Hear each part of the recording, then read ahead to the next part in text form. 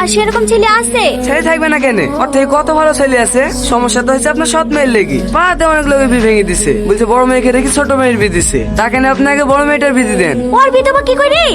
ও বিয়ে হয়ে শ্বশুর বাড়ি চলে গেলে বাড়ি কাজগুলো কে করবে? আরে বুঝতে পারলেন না ভাবি, ভাড়ে বিয়ে দেওয়ার কথা বলছি নাকি? আপনাদের বাড়ি কাজের ছেলেটার সাথে বিয়ে দিতেন না? এই গ্রামে থাকবে, আপনার বাড়িতে কাজ করবে, দুবেলা দুজনকে খেতে দেবেন, তাহলে হয়ে যাবে। কথাটা তো তুমি খারাপ বলনি। এই টনি, ছাদের উপর থেকে নেমে আয়। আসছি খালামা। এলো ভাই, পান খাও, আজকে ওদের বিয়ে দিয়ে দেবো। হ্যাঁ বলেন খালামা। ধানগুলো গোছানো হলো?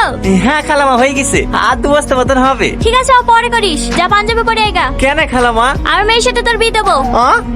আপনার মেয়ের সাথে? চুপ, আমার মেয়ের সাথে না, সৎ মেয়ের সাথে। ঠিক আছে খালাম্মা, আমি রেডি হয়ে আসছি।